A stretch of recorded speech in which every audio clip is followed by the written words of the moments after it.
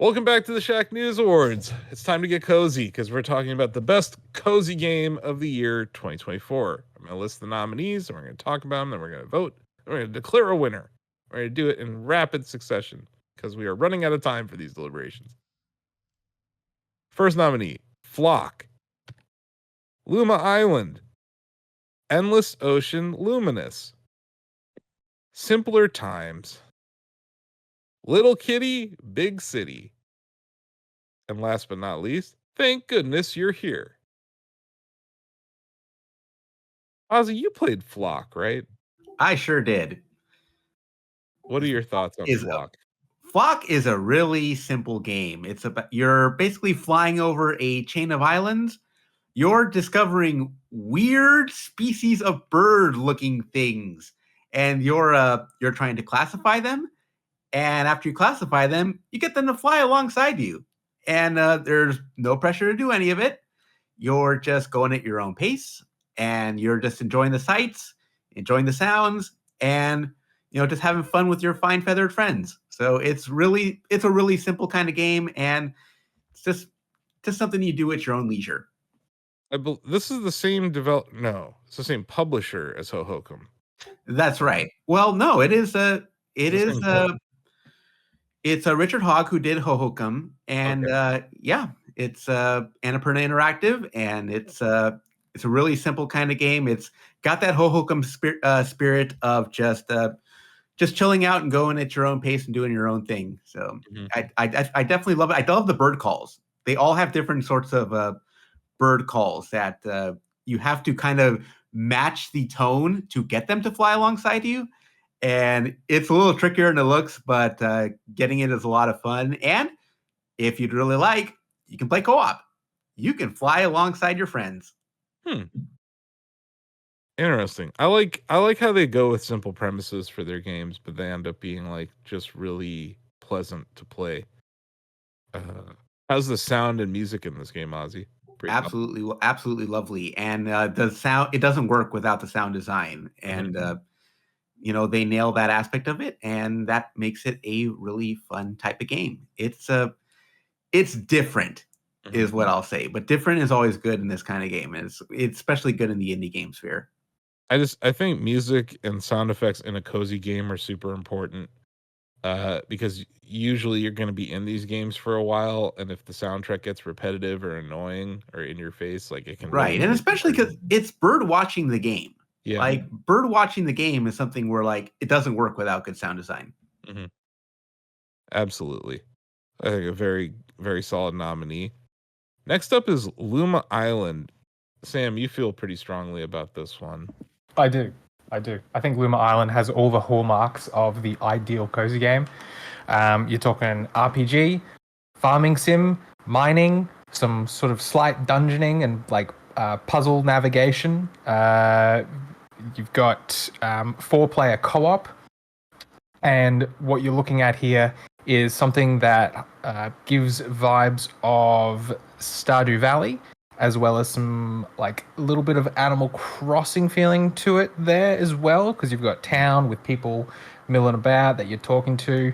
You're obviously farming up your supplies and selling them and crafting them into other things to make progress through your personal job that you choose from one of 7 when you first begin, and you can eventually work through unlocking them all, and progressing through each one requires more and more materials to to craft something that's important to that particular aspect of it. Visually, it's a top-down sort of isometric style, kind of reminds me of maybe early days World of Warcraft, that sort of graphics. But it is an incredibly cute game that if you like any of those titles that I've just mentioned, I think you're going to have a really good time with this here. And it kind of reminds me, obviously Valheim isn't a cozy game, but you know how with Valheim you would have to defeat a boss to acquire the tool that you need to access another area. It kind of has that level of progression, so you always feel like you're chasing this loop of like, okay, I'm getting to this next area and I'm going to start mining the resources that I have there to you know what I mean. Yeah. something I've gotten into playing Animal Crossing again lately, and the thing that like I think a lot of criticisms of that game is there's not enough stuff to do, right? Hmm. Like it's a game where it would benefit from having mini games in it. But like as we see all these companies try to make Animal Crossing likes, when they add a bunch of stuff, sometimes it feels like tacked on, and there's something about the minimalness of Animal Crossing that I think some of these Animal Crossing likes kind of miss. Yeah, exactly. Now, don't get me wrong. This is not in the same sort of style as Animal Crossing. No. The onus isn't on like just developing your town or making relationships, but you do have that town center where you can go talk to the shopkeepers, and you do have your own area that you are planting a field and working on what's it called, livestock, where you get cows and chickens, and you're trying to make them happy, and you're breeding all of that up. Is there like a rock star dog that shows up every Saturday and plays music for your city? That's a good question. I'm not sure. I don't think so. That would be a great addition, great mod. That should definitely add something like that in. But the dungeons in this are great. So it's very Indiana Jones style. So you have like spike traps you got to avoid, flame turrets that you have to sneak around and rotate them so that the flame goes that way, so that you can get the path back around the other way, and cave systems where you got to put down torches to light yourself a safe path through to where you need to get to. Else, if you venture into the darkness, you'll get swallowed up and spat back out at the entrance. So there's a whole lot of adventuring here. I think it's if you love those sorts of crafting, cozy games, absolutely check this one out. So because you brought it up, there's dungeons in this. When I hear the word dungeon, Sam, I don't think cozy. That sounds no.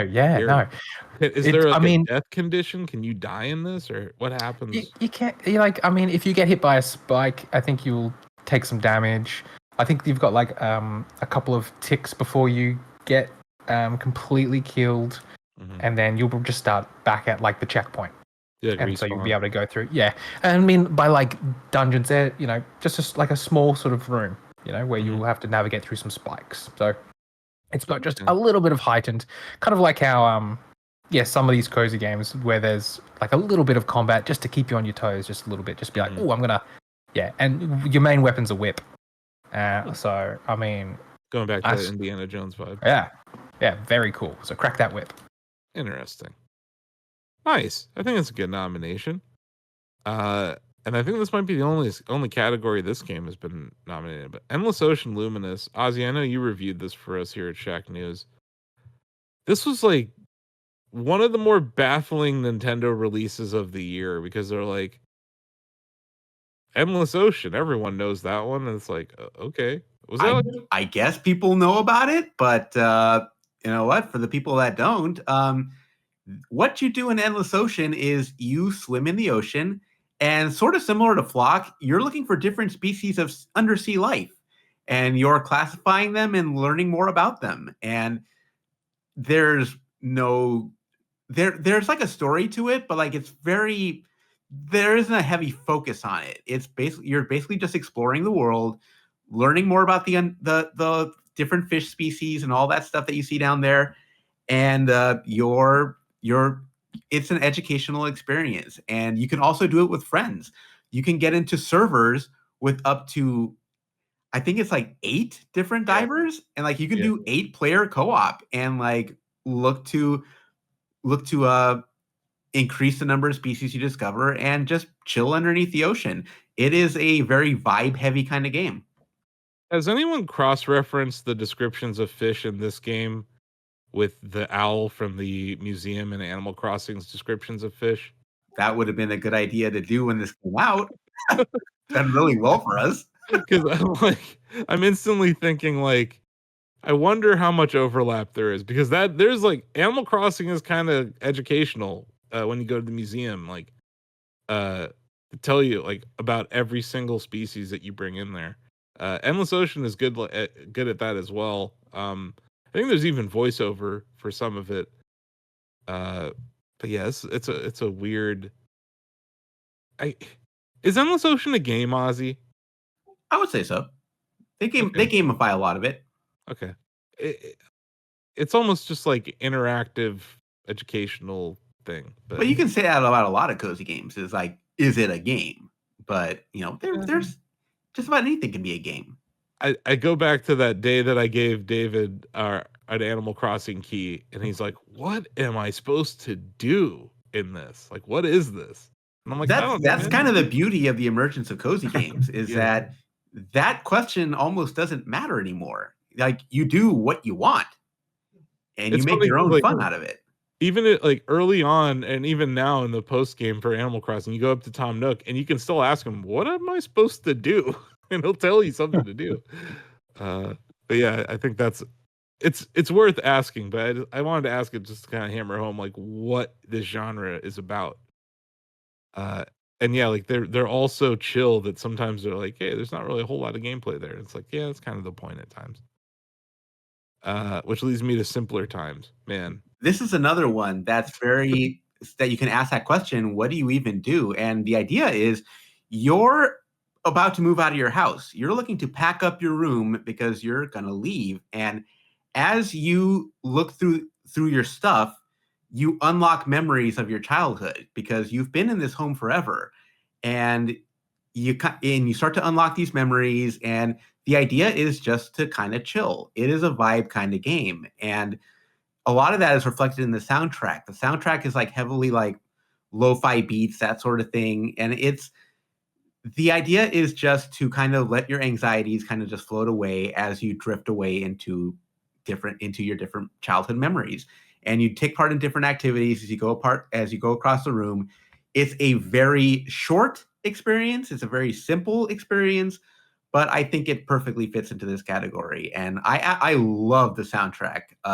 We got sent a vinyl record of the soundtrack. We put it up on our channel. It's a short, and the tunes are just like something to really just get lost in. And this could have been an overlooked game as well, but like I love what they've done with this kind of game, and this is the kind of thing that indie gaming excels at, and I absolutely love this. Yeah, I'm just looking at it, and there's like very unique mini game modes that are probably one-offs, right? Like there's like the drawing of the picture of the dog. Yeah. You built a birdhouse at one point. You have a Polaroid camera that you can take pictures of stuff in the game with. That's pretty sweet. I like the style of it. It's definitely different. It sticks out in this, even in this category, Ozzy. It's a very different game. But yeah, solid. You can get a telescope and look at the stars. And this is also another one from I Am 8-Bit that they've been publishing lately. I Am 8-Bit has been a very good indie publisher as of late, and I'd love to see them on Best Publisher someday. Yeah, I think keep releasing games like that, you'll probably end up there.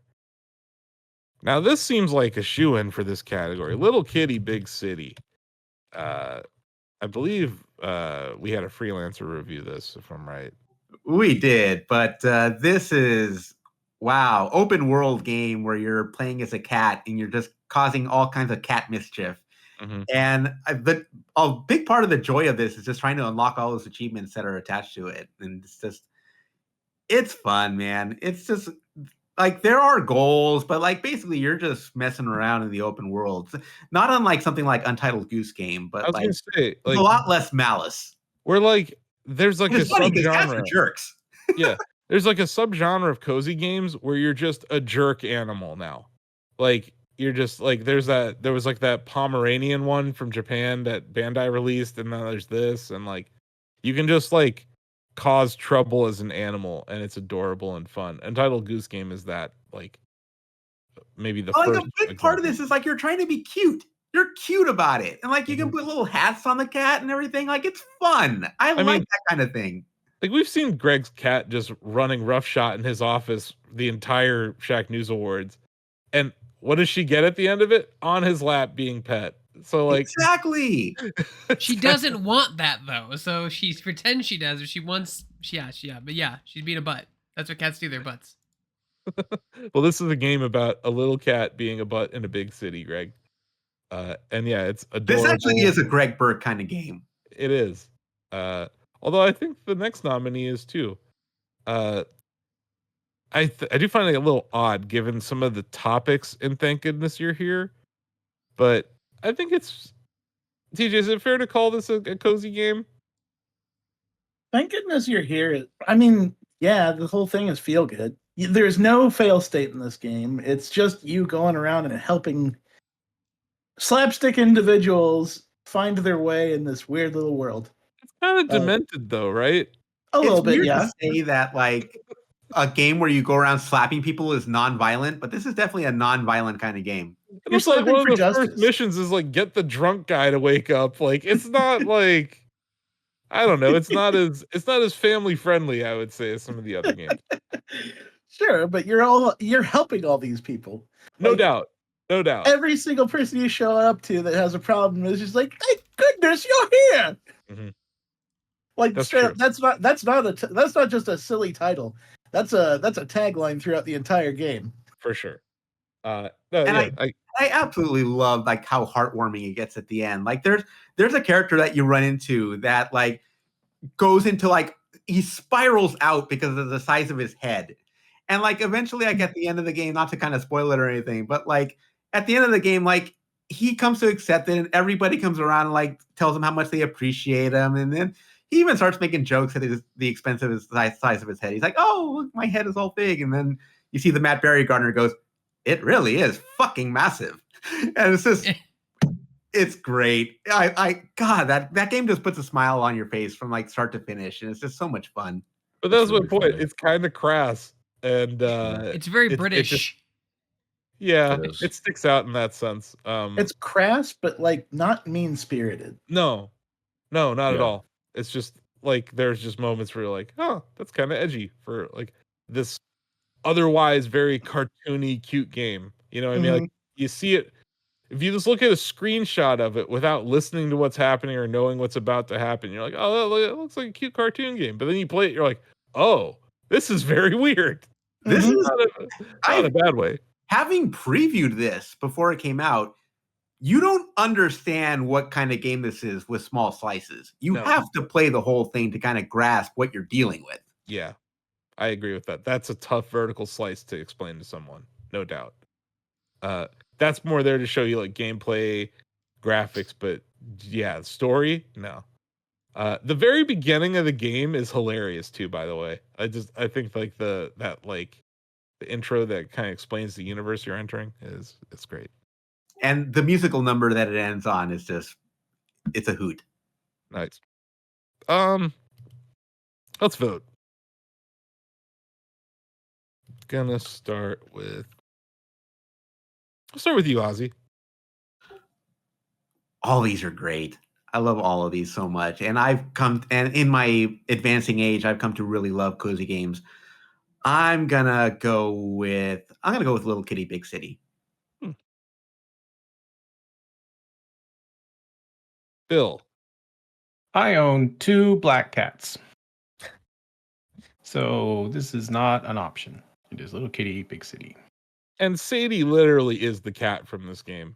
She's Correct. she's got the same attitude. Yeah. Sam. Luma Island, please.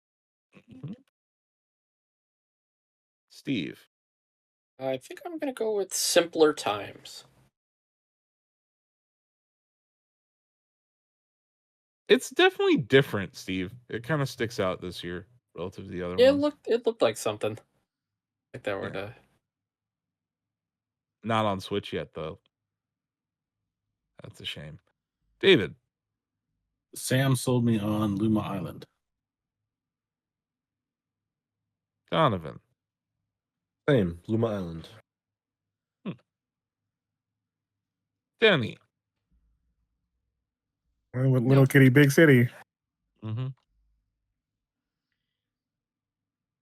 We might have a 2-horse or kitty cat race here. Greg. I have to show. Thank goodness you hear some love because that gameplay was hilarious. Mm-hmm.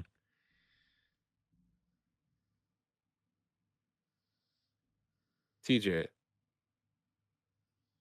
I think that Lima Island is probably the one that encompasses this category best this year. That game looks just gorgeous and cheery from all fronts. Mm-hmm. Okay. And there's a kitty cat. Let's see. Biting cables. She's biting 2, cables now. 3. Sorry. 1, 2, 3. You go on your hammy.